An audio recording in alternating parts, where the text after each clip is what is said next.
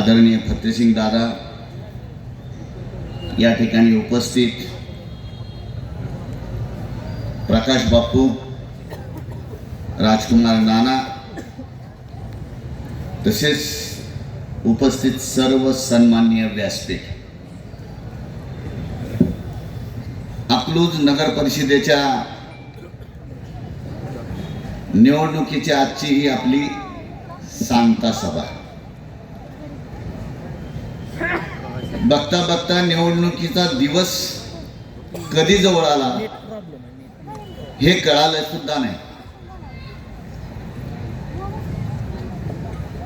निवडणुकीची प्रचाराची रणधुमाळी ज्यावेळेस आपली सुरू झाली, त्याच्या अगोदर एक 2-3 दिवस यूट्यूबवर एक व्हिडिओ, ती जी क्लिप फिरत होती, व्हिडिओ क्लिप होती, त्या क्लिप मध्ये चॅनलचे काही पत्रकार लोकांच्या प्रतिक्रिया घेत होते. मी ती क्लिप पाहत होतो. त्यामध्ये एक नागरिक अकलूजचा त्या ठिकाणी,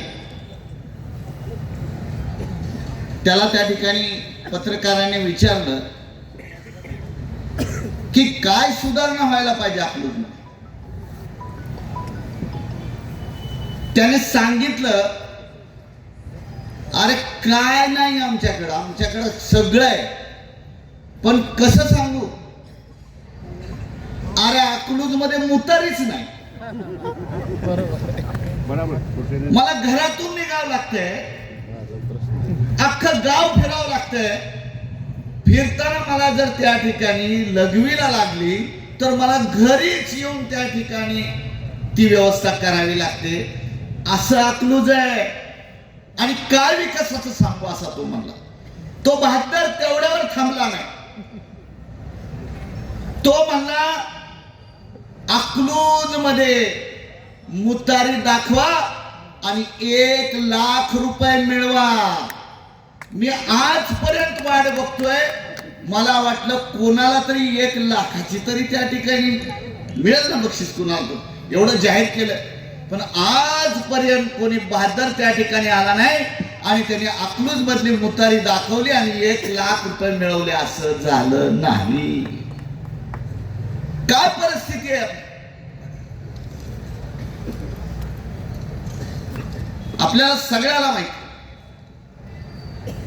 आज या निवडणुकीच्या निमित्तानं ज्यावेळेस गावागावामध्ये त्या ठिकाणी फिरलो, गावाला फिरलो, प्रत्येक गल्लीमध्ये फिरलो, वाड्या वस्त्यावर मी त्या ठिकाणी गेलो. मी स्वतः त्या ठिकाणी गेलो.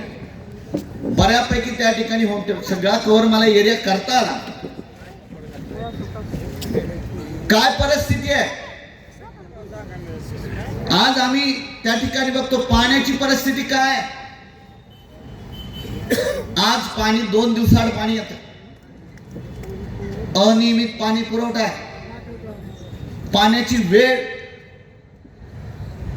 पहाटे 5 ला पाणी येतं, कारण वेळ हा सुद्धा महत्वाचा आहे. इतकंच नाही, रस्त्याबद्दल तर बोलायलाच नको. कशा प्रकारचे रस्ते आहेत हे आपल्याला चांगलं माहिती आहे. मोठे मोठे खड्डे त्या ठिकाणी आहेत. आणि अशी परिस्थिती आमच्याकडे रस्त्याची आहे. नुसते रस्तेच नाही, आपण जर त्या ठिकाणी बघितला तर आज कचरा गोळा करण्याची सुद्धा मोठी समस्या आहे. मी काल त्या भागात होतो. त्यामध्ये डम्पिंग ग्राउंड आहे. डम्पिंग ग्राउंड मध्ये त्या ठिकाणी आसपासच्या राहणाऱ्या लोकांमध्ये प्रचंड त्रास त्या ठिकाणी होतो. त्याने आम्हाला सांगितलं, आम्ही कित्येक वेळा त्या ठिकाणी गेलो, परंतु कोणीही आम्हाला या अनुषंगाने कधीही काही सांगितलं नाही. इतकंच नाही तर काही लोकांनी सांगितलं की रस्ते जायला रस्ते नाही, आणि पाऊस जर पडला तर रस्त्याची अगदी वाताहत होते. घरापर्यंत सुद्धा जाता येत नाही अशी परिस्थिती आहे. मध्यंतरी तिथल्याच काही लोकांनी एकत्रित येऊन त्या ठिकाणी आपल्या सीओना त्या ठिकाणी भेटले आणि त्यांनी सांगितलं की अहो तुम्ही आमच्याकडून टॅक्स घेता आणि आमची सुविधा देत नाही, आम्ही करायचं काय? मग आम्ही असा निर्णय घ्यायचा का आम्ही जो टॅक्स भरतो आम्ही वर्गणी करतो ना आम्हीच रस्ते तयार करतो? अशी वेळ लोकांवर येत असेल तर काय परिस्थिती असेल? कचऱ्याचं व्यवस्थापन जे डम्पिंग ग्राउंडच्या अनुषंगाने मी त्या ठिकाणी केलं तेही नाहीये. कित्येक ठिकाणी स्ट्रीट लाईटच्या व्यवस्था त्या ठिकाणी नाही. अनेक ठिकाणी त्या ठिकाणी ज्यावेळेस मी जात होतो त्यावेळेस लोक सांगत होते अहो साहेब इथं अंधार आहे, पूर्ण अंधार आहे, लाईटची सोय नाही आणि खूप भयावह अशी त्या ठिकाणी स्थिती आहे. ही वस्तुस्थिती आहे. आणि आता नव्यानं सुरू झालेला प्रश्न काय आहे? वाहतुकीची कोंडी. प्रचंड वाहतुकीची कोंडी आता त्या ठिकाणी होते आहे. म्हणजे या सगळ्या गोष्टी आम्ही त्या ठिकाणी पाहतोय. ही वस्तुस्थिती आहे. आज या सगळ्या बाबी ह्या बेसिक गोष्टी आहेत, ह्या मूलभूत गरजा आहेत, मूलभूत आवश्यकता आहेत, मूलभूत सोयी आहेत, त्या सुद्धा आम्ही त्या ठिकाणी दिलेल्या नाही. मला कळालं काल कोणीतरी काहीतरी म्हणलं की एक जण 29-30 वर्षानं 32 वर्षानं इथं उपटला आणि आता ते त्या ठिकाणी गप्पा मारायला लागलं. अहो आदरणीय महोदय, मी गेल्या 8-10 दिवसात ज्या गोष्टी बघितल्या, तुम्ही इथं काय 50 वर्ष घालवले असतील पण त्या तुम्हाला अजून जर समजल्या नसतील तर तुमच्या एवढ्या वर्ष घालवल्याचा उपयोग काय? हा या ठिकाणचा खरा प्रश्न आहे. मूळ या ठिकाणी जी मूळ व्यवस्था पाहिजे ती जर आम्ही देऊ शकत नसेल तर या ठिकाणी पुढच्या कुठल्याही गोष्टीचा काही उपयोग नाही, हे या ठिकाणी मी स्पष्टपणे सांगतो. या निमित्तानं मी या ठिकाणी निश्चितपणे सांगतो, आज भाऊंच्या नेतृत्वाखाली आज 26 नगरसेवक आमचे या ठिकाणी उभा आहे, एक नगराध्यक्ष आमचे या ठिकाणी उभे आहे. कशा पद्धतीचं काम आहे त्यांचं आज आपण जर बघितलं तर अत्यंत मंडळीचा सुद्धा त्यामध्ये समावेश आहे, अत्यंत अनुभवी आणि त्याचबरोबर तरुण सळसळणारे रक्त असलेले कार्यकर्ते सुद्धा आहेत की तळमळीने त्या ठिकाणी काम करणारी ही मंडळी. आणि निश्चितपणे मी तुम्हाला सांगतो की घोडा मैदान दूर नाहीये, हे मी आश्वासन देणार नाहीये, परंतु या ठिकाणी निश्चितपणे सांगेन की या ज्या मूलभूत सोयीविषयी ज्या काही बाबी आहेत, ज्या काही नागरिकांच्या समस्या आहेत, या समस्या पहिल्या 6 महिन्यातच त्या ठिकाणी सोडवण्याच्या अनुषंगाने त्या ठिकाणी निर्णय घेतला जाईल आणि सोडवले जातील, हे मी या ठिकाणी प्रथमतः सांगतो. तुम्ही म्हणाले एवढं 6 महिन्याचं डेअरिंग कसं काय वाढलं तुमचं? 6 महिन्यात कसं काय म्हणला? आतापर्यंत झालं नाही 6 महिन्यात. त्याचंही कारण प्रचार सभा झाली आपली पहिली, प्रचाराचा नारळ फोडला. प्रचाराचा नारळ फोडल्यानंतर पहिलं काय झालं तर त्या ठिकाणी काही समस्या मांडल्या. या समस्याच्या अनुषंगानं आपल्या जिल्ह्याचे पालकमंत्री आदरणीय भाऊ त्या ठिकाणी उपस्थित होते. जया भाऊंनी काय सांगितलं? जया भाऊंनी लगेच तिथल्या तिथं सांगितलं की 2 गोष्टी मी तात्काळ करणार. 300 कोटी रुपये तुम्ही फक्त नगराध्यक्ष त्या ठिकाणी निवडून आणा, मी 300 कोटी तात्काळ तुम्हाला त्या ठिकाणी अवेलेबल करून देतो. एवढं थांबले नाही. दुसऱ्या प्रश्नावर ते म्हणले की अकलूजचं, या जुन्या अकलूजचं गेलेलं वैभव परत आणण्यासाठी तुम्ही फक्त नगराध्यक्ष निवडून द्या, भाजपाला त्या ठिकाणी निवडून द्या, मी तात्काळ या ठिकाणी जे इथलं बाहेर आलेलो एसटी स्टँड आहे ते मी इथं आणतो आणि इथला डेपो मी तिकडं नेतो. अरे प्रश्न मांडून तर अर्धा तास सुद्धा झाला नव्हता आणि हे म्हणून माझी डेअरिंग वाढली.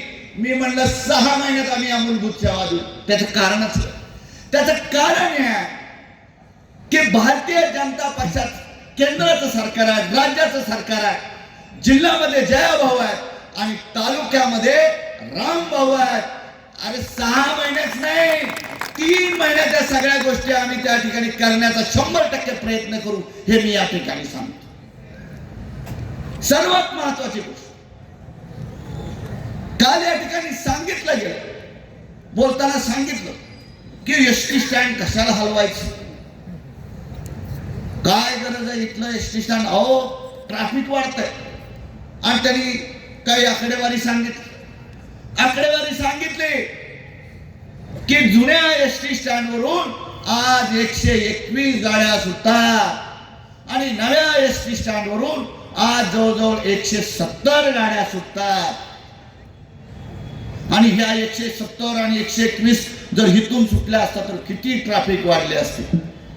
भाऊ, आपल्या स्थानकात एसट्या किती आहेत माहिती आहे? 70.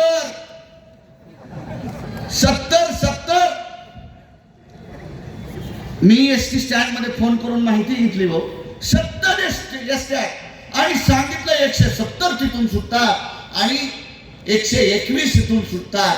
मी त्याची माहिती घेतली तर त्याची माहिती अशी आहे, आमच्याकडं एसटी अकलूज त्या अगदी शाळेला जाणाऱ्या अगदी 15 किलोमीटर 20 किलोमीटर पासून सुद्धा आहे, माहिती आहे आपल्याला. मुक्कामाला गाड्या जातात, त्या गाडीची एक फेरी झाली की एक एसटी सुटली असं धरलं जातं. मग अशा किती फेऱ्या होतील ना. पण आपल्याला हा विषय टाळता येणार नाहीये, ही अकलूजची गरज आहे. कारण आज जर परिस्थिती आपण पाहिली तर आज या भागातील जो तरुण वर्ग आहे की जो आज त्या ठिकाणी कुठलाही उद्योगधंदा त्यांच्याकडे नाही आहे, ही आज परिस्थिती आहे. त्यावेळेस केंद्र शासनाच्या माध्यमातून आज राबवला जाणारा कौशल्य विकास प्रोग्राम हा नगर परिषदेच्या माध्यमातून अत्यंत चांगल्या पद्धतीने राबवण्याचा या ठिकाणी अत्यंत आवश्यक आहे. ते त्या ठिकाणी राबवणं हे सुद्धा या निवडून येणाऱ्या त्या ठिकाणी सर्व मंडळीचं प्राधान्य असणार आहे, हे सुद्धा मला या ठिकाणी सांगायचं. मुळात या सगळ्या गोष्टी होत आहेत, या सगळ्या गोष्टी मांडल्या जातात. या मांडत असताना काल अजून एक गोष्ट त्या ठिकाणी सांगितलं की बाबा रे, हे इथं राहणार आमच्या नगराध्यक्षांच्या पती आहेत, ते बँकेत त्यांची बदली होणार, या पण तिकडे राहणार आणि नंतर सहाय्या गेल्या काय त्यांच्या मागं फिरायचं काय. खरं तर अत्यंत केविलवाणी बाब आहे. आपण मला वाटलं काहीतरी विकासाचं विचारतील, काहीतरी विकासाचं बोलतील, पण झालंच नाही, मांडताच येणार नाही तर काय विचारणार, हा त्यातला महत्वाचा भाग आहे. मुळात मला या ठिकाणी सांगायचं, एखाद्या महिलेच्या कर्तृत्वावर अशा प्रकारे अविश्वास दाखवणं किती योग्य आहे मला सांगा. एखादी महिला चांगल्या पद्धतीने काम करून जर पुढे जाणार असेल तर तिच्या पायामध्ये आपण त्या ठिकाणी पाय अडकून पाडण्याचा प्रयत्न करणार. पण मी या ठिकाणी सांगतो, पहिल्या मीटिंग मध्ये भाऊंना मला त्या ठिकाणी सांगितलं होतं, साहेब ज्यावेळेस आपण या ठिकाणी अशा पद्धतीने करणार आहोत तर सर्वात महत्वाचा भाग या ठिकाणी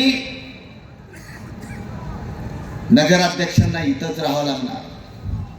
मी त्याच वेळेस त्यांना सांगितलं, अहो भाऊ, जबाबदारीची जाणीव असलेली आम्ही मंडळी आहे आणि ह्या जबाबदारीची जाणीव ठेवून केवळ आमची सुनबाईच तर राहणार नाही तर मी सुद्धा इतर राहणार, हे मी त्यांना त्यावेळेस सांगितलं. मुद्दा तो नाही आहे. आज अकलूज शहराचे जे प्रश्न आहेत ते महत्वाचे आणि ते प्रश्न सोडवण्याचा भाग म्हणून या निवडणुकीला आज खऱ्या अर्थाने एक मोठं स्वरूप प्राप्त झालेलं आहे. मला या निमित्ताने एक त्या ठिकाणी सांगायचं, कोणी काही म्हणो, कोणी किती, भैया हे अशा गोष्टी चालत राहणार आहे, बोलत राहणार आहे. आपण आपलं लक्ष विकासावर केंद्रित करूया असं मला वाटतं. कारण मूळ मुद्दा तो आहे, अकलूजचा विकास हा एकच ध्यास, हे लक्षात घेऊन आम्ही काम केलं पाहिजे, पुढे गेलं पाहिजे. आणि खऱ्या अर्थानं, कारण मला माहिती आहे 3 तारखेला गुलाल आपलाच असणार आहे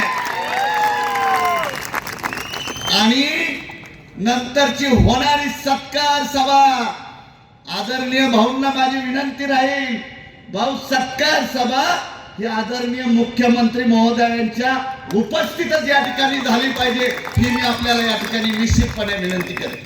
का? कारण मी आज फिरताना लोकांच्या भावना बघितलेल्या आहेत. लोकांमध्ये प्रचंड चीड, बोलत नाहीत पण अंडर करंट प्रचंड आहे. आणि तो पाहिल्यावर मला निश्चितपणे दिसतंय की परिवर्तन 4 तारखेला आपल्याला त्या ठिकाणी दिसणार आहे. आणि हे परिवर्तन म्हणजे आम्हाला त्या ठिकाणी मिळालेली संधी असणार आहे. संधी आहे म्हणलं की लक्षात घ्या की आमची जबाबदारी वाढली. पण भाऊ, या सर्व उपस्थितांच्या नागरिकांच्या समोर मी आपल्याला या ठिकाणी सांगतो की आम्ही या ठिकाणी जर संधी या ठिकाणी आम्हाला मिळणार आहे, त्या संधीचं सोनं करू. आणि विकास म्हणजे काय असतो, खऱ्या अर्थाने अकलूज शहराचा विकास कशा पद्धतीने होऊ शकतो हे आम्ही पुढच्या 5 वर्षाच्या काळामध्ये दाखवून देऊ, एवढं मात्र मी या ठिकाणी निश्चितपणे त्या ठिकाणी बोलतोय. तरी मला वाटतं एकंदरीत बराच वेळ झालेला आहे, भाऊंना पण बराच वेळ या ठिकाणी बोलायचं आहे. या निमित्तानं मी या ठिकाणी आपल्याला आव्हान करतो की आपला जो आज या ठिकाणी आपला सांगता प्रचाराची सांगता आमच्या या ठिकाणी होणार आहे. उद्या एक दिवस वाढला ते चालूच असणार, पण सांगता सभा आज आहे. या निमित्तानं मी आपल्या सर्वांना आव्हान करतो की आपले जे 27 उमेदवार 26 नगरसेवक आणि नगराध्यक्ष हे या ठिकाणी उभे आहेत. त्यांचं चिन्ह कमळ आहे, त्याचबरोबर धनुष्यबाण आहे. ते बटन दाबून आपण त्यांना बहुमतानं विजयी करावं आणि एक संधी या सर्वांना द्यावी अशी विनंती करतो आणि थांबतो. Thank you very much. जय हिंद, जय महाराष्ट्र.